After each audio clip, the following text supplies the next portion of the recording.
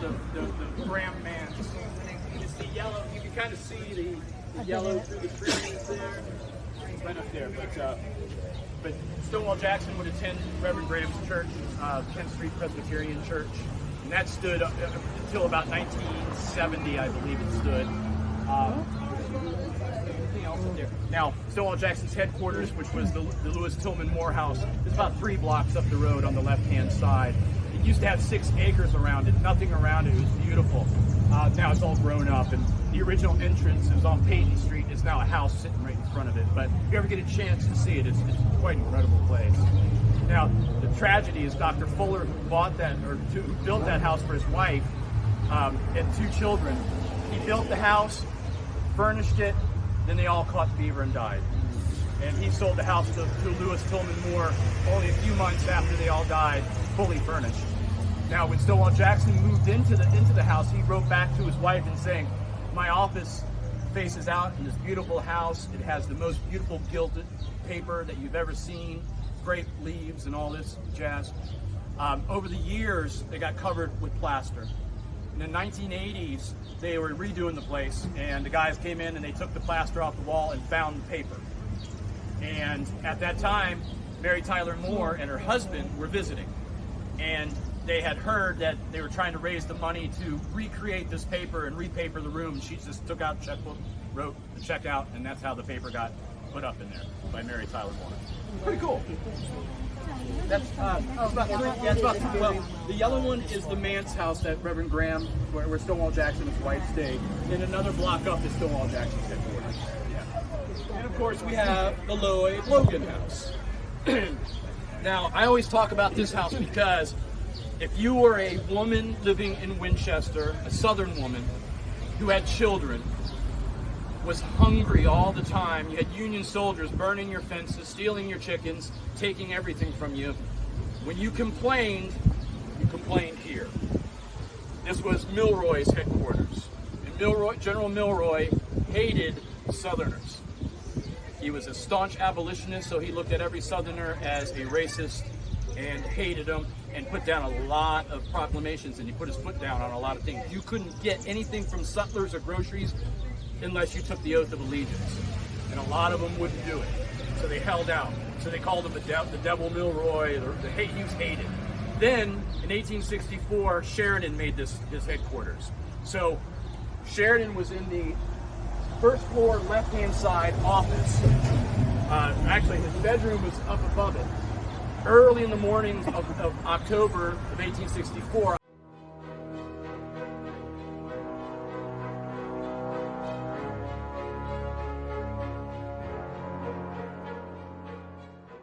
Milroy didn't like her because she was complaining all the time. So Milroy brought his wife up, and that same day he told Mrs. Logan she's got 30 minutes to collect all her, the bunches she can carry, put her on a wagon, and took her and dumped her out at Stevens City. Took her house. And the last thing was her dropping the keys into Mrs. Milroy's hands.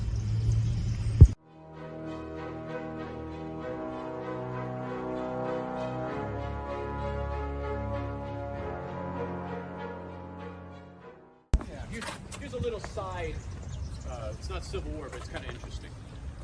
Zachary Taylor had multiple children. The 3rd child was Betty. They called her Betty Bliss Taylor Dandridge. She was married a couple times. But the house that used to stand right here was Betty's house. Now, Betty was the sister of Dick Taylor. Dick Taylor was in charge of the Louisiana Brigade at the First Battle of Winchester. So it's very interesting that she was sitting in the front parlor of the house, hearing the cannonading going on at around the fields of Glen Burnie, which was her brother's cannonading against the Union Army. Now, interesting thing, while she was sitting in that room right there, upstairs was her father, President Zachary Taylor's foot chest with all of his memorabilia. Within that foot chest was a big, long, red sash. They didn't know it was in there. Years later, they would find out. But if we trace it back, it was the sash that General Braddock was wearing at the Battle of Monongahela when he was shot and mortally wounded. When he was dying, he gave this sash to George Washington. George Washington, in turn, gave it to somebody, and then somebody gave it to Zachary Taylor. I don't know how happen, but it did happen. And there was a little tag on it. You can see the blood stains on that sash. So when she died, the family gave it to the daughters of Mount Vernon, and it's on display now at Mount Vernon. Pretty cool, but it sat in here for probably 60 or 70 years before anybody really knew what was going on. Well, longer than that, probably about 90 years. That Betty's sister, older sister, married Jefferson Davis when they were young. She died of scarlet fever, and then of course he remarried Verena, but that was just another Taylor connection.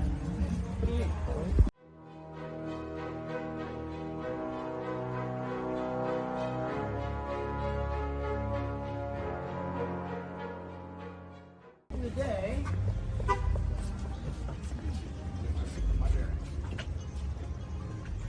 back in the day, this was a tavern row back in those days. The end house is where Bushrod Taylor lived. He owned the Taylor Hotel. Now this little strip, the building here on the corner up here, at the beginning of the Civil War, Robert E. Lee's daughter went to school there. Her name was Millie.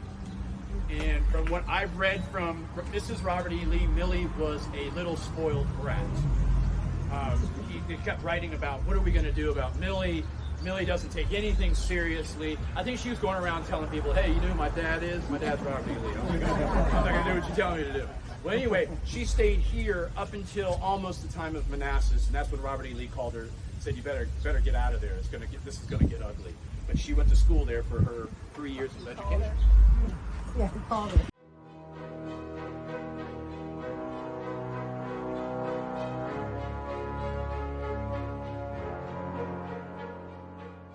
The McGuire House. Now, Dr. Hunter McGuire was a young man during the Civil War. Stonewall Jackson would have to meet him first before he said he could be his doctor. Now, Dr. Hunter McGuire would be the one who amputated Stonewall Jackson's arm. His father would start the Winchester Medical College.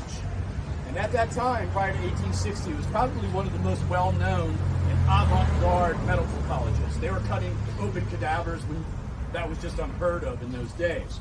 So in 1859, when word got to Winchester that there was an insurrection going on at Harper's Ferry, some students from the medical college, which was located the next block up, it was burned down during the war. But some kids got on the train here at Winchester, went up to Harper's Ferry. When they arrived there, they saw 4 bodies, 4 of John Brown's raiders laying along the railroad tracks.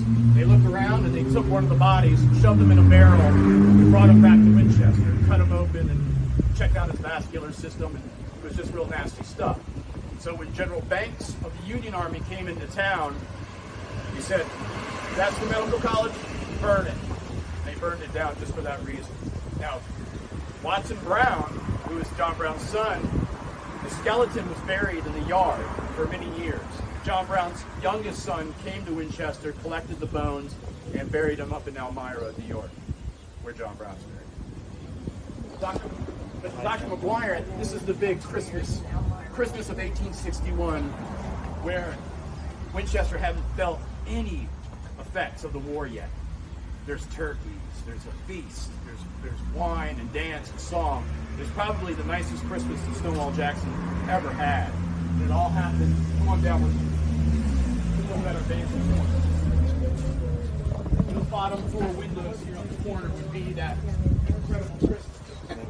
This is where little Denny McGuire would ask the general to get a picture taken. And Stonewall Jackson was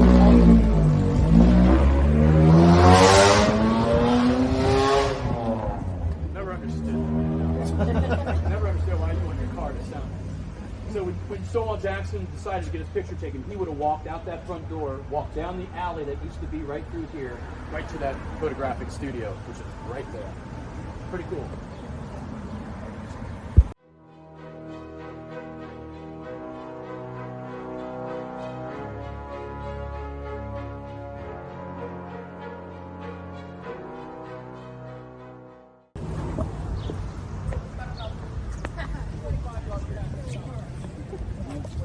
General Danny Morgan died.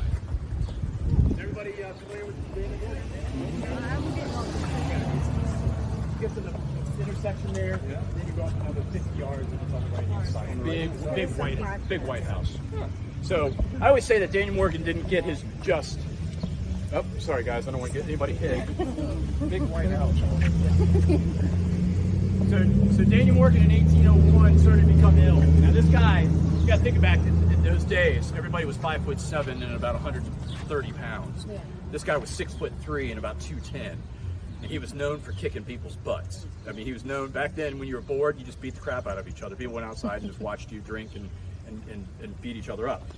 But he came to Winchester when he was only about 16 years old. He ran away from home in New Jersey. Nobody really knows why. He got in a fight with his father, his parents, or something like that, but he never spoke of his parents his whole life. He comes to Winchester illiterate. He can't write his own name.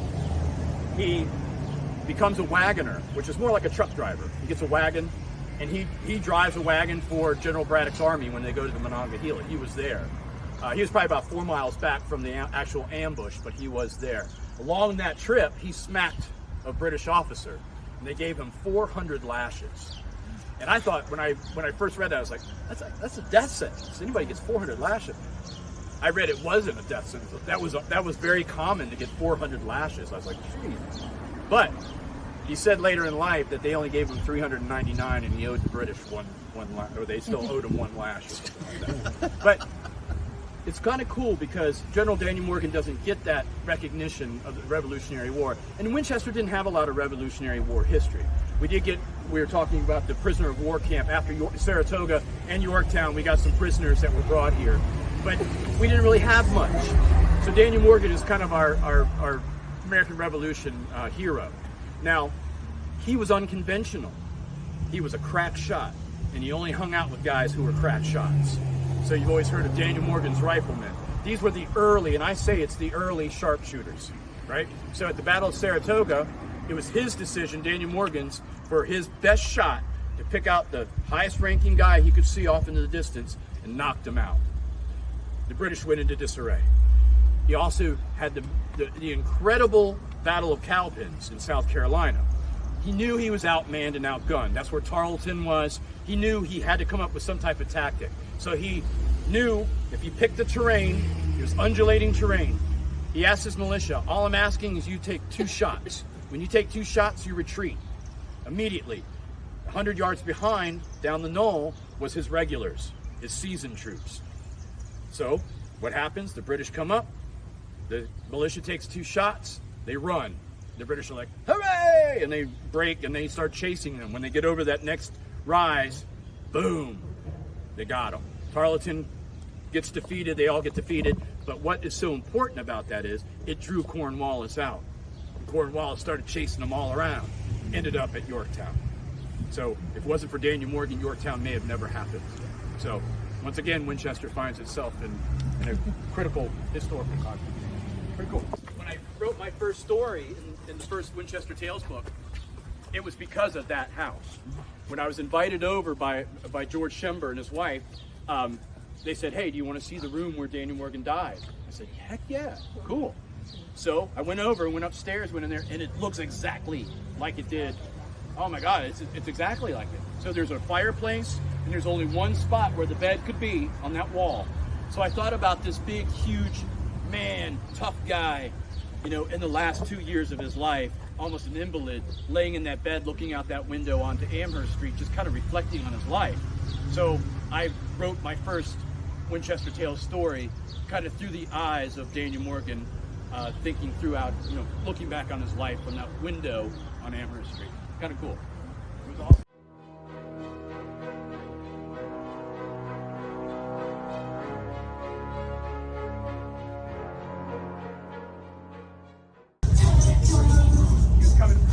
He was like a little bit northwest of there. He was coming from Fort Ashby. Yeah. And he got shot in the jaw.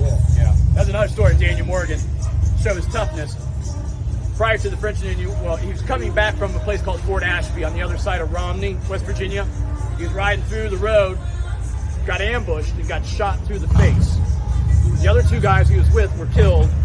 He managed to ride all the way back to Fort Edwards and Cape and Bridge and survive. And there's a picture of him. You know, you think if you're shot in the face and had a big wound here or scar, you'd be like, hit me from this side. He's like, no, baby, get me from this side. He loved that scar, and he showed it off whenever he could. So here's a cool place. This used to be the Greyhound station in Winchester back in the day. And this, it's under here. They just stuccoed it and kind of made it crazy. But right here was the kind of like the food area, the grill and the soda fountain in the 1950s. Patsy Cline worked at this little soda fountain. This was one of her first jobs.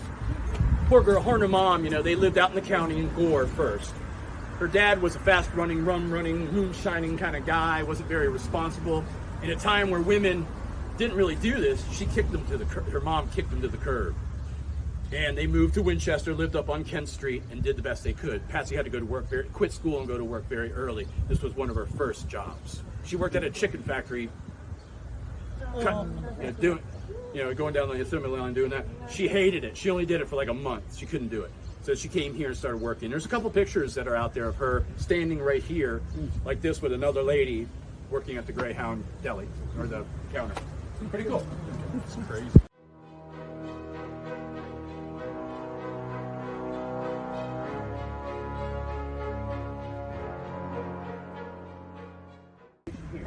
Rouse was built in the 1880s, 90s. Charlie Rouse was a guy who was a self-made man. He was just a kid, worked at that market. I told you about the big market house that used to be behind the courthouse. They sold vegetables and things. He sold pins and needles as a little kid. He had that in his blood where he was a salesman. So what did he do? He went off to New York, got a couple loans to buy out people's overstock, right? I call him like the Sam Walton of the day. He bought people's overstock, started his own store, and then sold it for retail. Became a millionaire. So when he became blind, fully blind at the end of his life, but when he died, he left Winchester a hell of a lot of money. So they built Fire Hall in the city hall with the money that he left. But old Jake, he dates to about 1840s, 50s. He's very early. They valued him. That's not the original. The original is in the museum in the Shenandoah Valley because he's just worth so much money. They had him at Sotheby's for about $1 million. Nobody took it though. But he's based on an old Currier and Ives picture of a fireman going, "Fire's over there." So that's kind of what he's based on. Wasn't up there for a while. Well, they took him down to sell him, and then they couldn't sell him. They said, well, we better not put him back up. Somebody's going to steal him now that we put out there that he's worth that much money. So they made a replica. His family actually gave the money to make a replica. Then they put it back in the museum.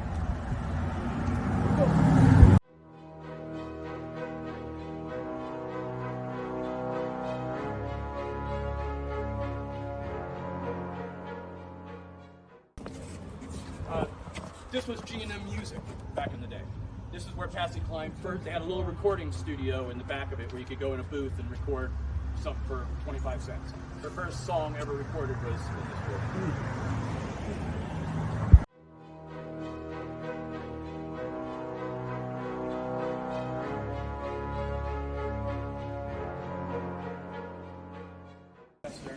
Every place was a hospital. Every house, every church, every place.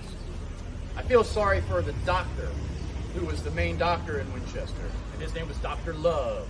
And Dr. Love lived in this house right here. So Dr. Love, not only being busy with people being sick from fever and giving birth to babies, he just was, I don't know the guy ever slept during the Civil War because he was just constantly being pulled around. He was the one that, there's a battle called the Battle of Rutherford's Farm, which was about 3-4 miles up the road. And Dr. Love went down to a house, we'll pass it, a young lady named Tilly Russell was her name. And her and her sister were home, and Dr. Love said, I need your assistance going out to the Rutherford Farm battlefield. There's a lot of dead and dying.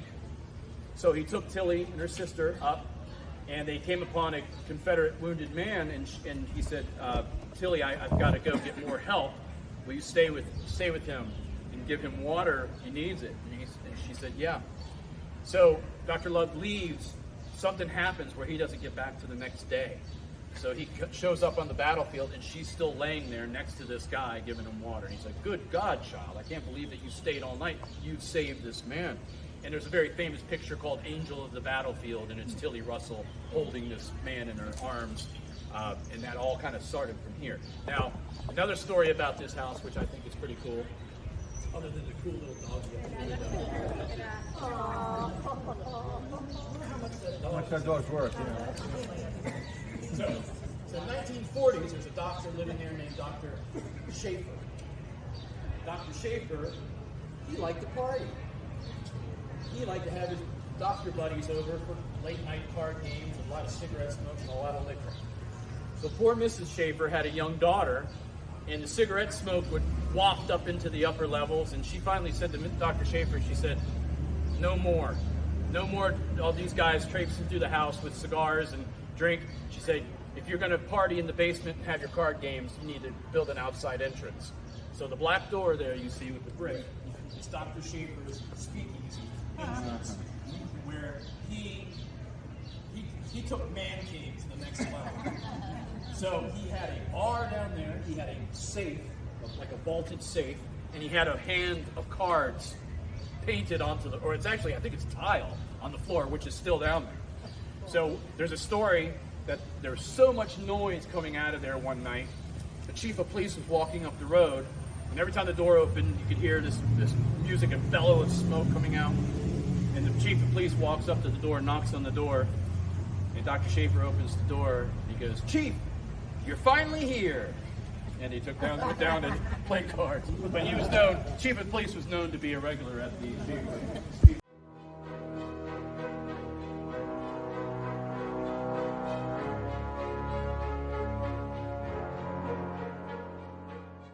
Henry Kid Douglas. Henry Kid Douglas he wrote a book called I Rode with Stonewall. Very young guy, lieutenant, very close to Stonewall Jackson. After the war, he was a lawyer and had his law practice up in this upstairs. Now, it's very strange. He wasn't from here. He was born in a place called Ferry Hill Place. If you ever go through Shepherdstown, go across the bridge over the Potomac, that big house that sits up on the left-hand side, that was the Kid Douglas house. Now, it's interesting that Henry Kid Douglas was coming down that bridge in 1859 and passed a John Brown who was going by with a wagon full of pikes. So, in the pikes, I don't know if you guys heard this story, he knew that the whole point of John Brown's raid was to start an insurrection, get all the slaves to go up in arms and attack throughout the South. But he knew he didn't have time to teach them how to use a musket. So he had these pikes. They were just big spears. And he had a whole wagon full of these pikes. And his wagon broke down on this bridge. Henry Kid Douglas helped him put the wheel back on and went about his day.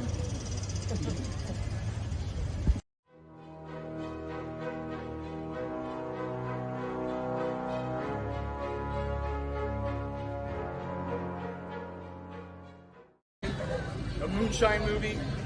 You ever see that movie? It's about moonshining back in the 1920s or whatever, but Franklin County, Virginia, was all about Franklin County. That's where Ferrum was.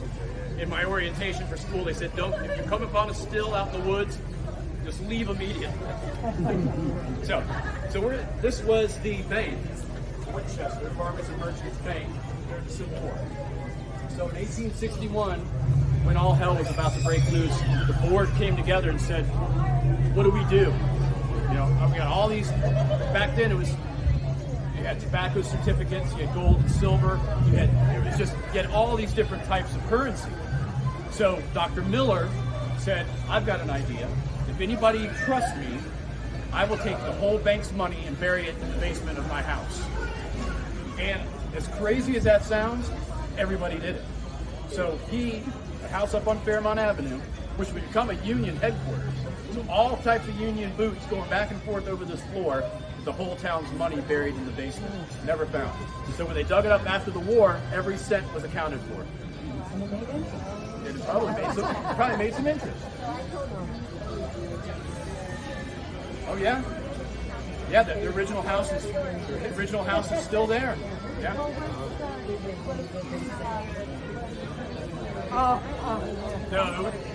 No, in 61, it wouldn't have been Confederate yet. Yeah, it would have been U.S. currency. You see, back then, a lot of towns had their own money. You had Corporation of Winchester money. You know, it was backed by a lot. You could use Spanish silver all the way up into the Civil War. So they, anything that was legal tender, so.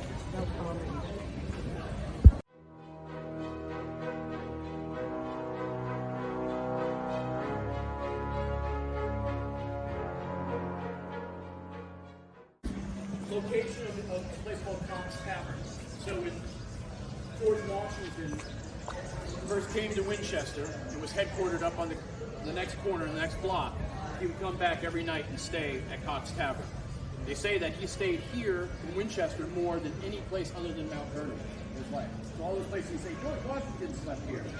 You may have for a night, but he was here for most of the time. And I tell people who come here, they don't realize that George Washington learned how to be a politician here. He learned how to be a commander here. When he first came here, these people out here were called the backside of Virginia because they were way country. The first thing that George Washington did when he became a politician here in the House of Burgesses was to enact an order saying pigs couldn't run free in the streets. It was that kind of town. But he hanged 3 deserters up on the hill when he built Fort Loudon. Fort Loudon was a massive fort. See, they thought the French were going to come this far. And if Fort Cumberland would have fallen, they would have come here. But what happened was when they left Fort Pitt, or Fort Duquesne in Pittsburgh, they left and the head of the French became ill. And he went back to the fort and left the command to second in command. Instead of attacking Fort Cumberland like he was supposed to, they started raiding all the settlements that had been left. And they never attacked Fort Cumberland. So if Cumberland would have fallen, Winchester would have been attacked, but it never had been. It had 21 guns. That was a massive fort. If you ever seen pictures of it, it had ramparts that were 20 feet high, and it was massive. But he learned how to deal with men. He made mistakes. That's one thing about George Washington. He made a lot of mistakes. A lot of mistakes. Early in his career, the whole Jumonville Glen debacle, where he more or less started the French and Indian War, was a mistake. Him building Fort Necessity, because he knew he's going to be attacked for that, he built it in a bowl. And if you've ever been to Fort Necessity, crazy. I mean, he didn't even build it, he didn't even cut the wood line back far enough. The French, all they had to do is sit behind trees and just take pot shots. It was crazy. But he learned from all of that. He was not the kind of guy who just run from those. He learned from them and never made those mistakes again. And it probably served him very well in the Revolutionary War. Another thing, George Washington, prior to coming to Winchester, he went with his brother. His brother had tuberculosis, very bad, his half-brother. Went to Barbados. George Washington contracted smallpox and survived. Of course, when you survive smallpox, you are now immune to smallpox. So when he came to Winchester in the 1750s, Winchester had a massive smallpox epidemic that killed James Wood. The founder of the town died in that smallpox outbreak. But it probably saved him then, and also there's a smallpox outbreak at Valley Forge. It probably may have saved him then. So He was really into Ben Franklin was too. Yeah, Ben Franklin inoculated all of his children. John Adams, Abigail Adams did as well. Yeah, it was a very taboo thing. It was kind of like witchcraft. But then again, George Washington, when he was dying, if you've ever seen any of the documentaries on him dying, they cut him to pieces and they cupped him. You remember the old cupping and leeching, and they did everything to him that probably sped that up a little bit. It's crazy.